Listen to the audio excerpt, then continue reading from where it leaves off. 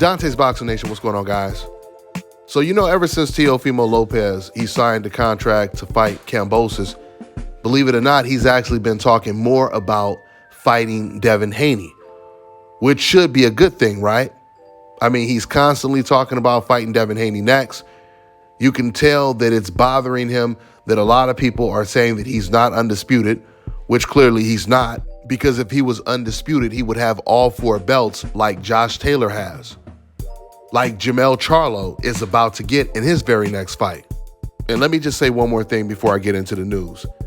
It was crazy to hear Teofimo Lopez claim that he's undisputed, knowing that he's not, knowing that there's one more belt out there he has to get. That was already crazy. But it took crazy to a whole nother level when I seen reporters actually saying the same thing just to defend and protect Teofimo. That's what really blew my mind, because reporters are obviously supposed to have a level of integrity when you're doing a job like this. To mislead the public, knowing that you have new fans watching boxing all the time, and you're going to sit over here and completely disrespect the WBC champion, Devin Haney, just to protect this man's lies. I mean, that just takes disrespect to a whole nother level. Because in boxing, a lot of things are subjective, like the pound for pound list. It's a mythical title, right? That's why right now it's nothing but a popularity test. So media can say whoever they want, whoever they like, they can say is pound for pound the best fighter in the world. But it's not the same thing when we're stating actual facts. It is a fact that Teofimo Lopez, he has 3 belts, and Devin Haney has the 4th belt, right? Or the last belt, the WBC belt. That is a fact, right? That's not up for debate. So to once again hear a reporter straight out lie and mislead the boxing fans, the boxing world, by telling people that only Teofimo Lopez is the champion at 135, because that's pretty much what undisputed means. It means there is no dispute that anyone else is the champion in that division. And I'm going to keep telling you guys, this is what makes it even more ridiculous. The whole word alone, undisputed, it means no one is disputing the fact that Teofimo Lopez has all the belts. And we know a lot of people are disputing it, which makes him the disputed champion, right? Okay, so with that out the way, let's go ahead and get into the news, what I consider good news. So with all this talk of Teo being undisputed or not undisputed, the great news is there's a very good chance he's going to get to fight for the real undisputed title against Devin Haney next, assuming that Devin Haney gets past Linares and Teofimo gets past Kambosos, which I truly believe both of them are match tough. The only difference is Teofimo, he thought that he was going in there with a cherry. And I just have a feeling that this is going to be a much tougher fight for Teofimo. I truly believe if that fight goes past 5 or 6 rounds, Teo is going to be in trouble. And when I say in trouble, it doesn't mean he's going to lose. It just means it may be one of those Nakatani type of performances for Teofimo. So now, once again, with all that being said, let's go ahead and get into this good news.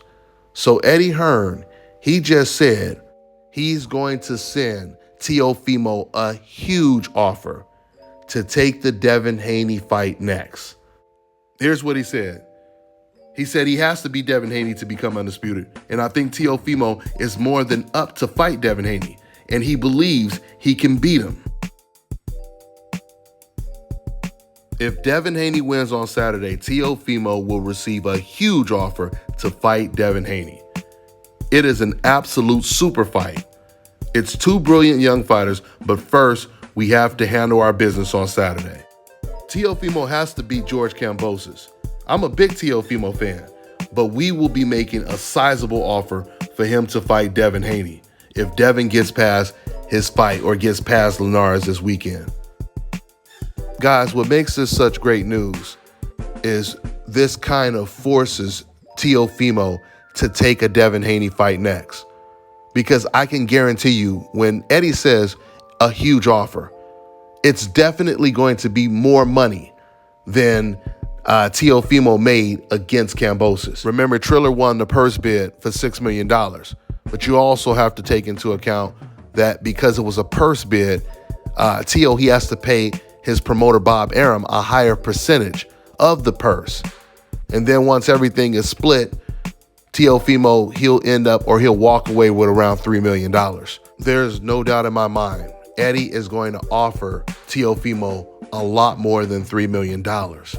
So he would have no reason to turn the fight down. Unless he's fighting Tank Davis next, there's no way he's going to make this kind of money against any other opponent. And that includes a Josh Taylor, who is unavailable for Teofimo. But I'm just saying, even if he wanted to take that fight, he's not going to make the same money that he's going to make in this Devin Haney fight. And this is going to be for the real undisputed title. So once again, Teo, he's been talking a lot about Devin Haney fighting him. He's been talking more about Devin than he has been talking about Kambosos. But we already know you can't really take too much of the stuff that he says serious when he even talks about fighting Devin Haney. So if things go according to plan, where Devin Haney beats Linares and Teofimo beats Kambosos, we should see a great fight next. Teofimo Lopez versus Devin Haney. But first, we got to see Devin Haney get past Linares this weekend. Let's see how it all plays out. That's all I got for now, guys. I'm on to the next one.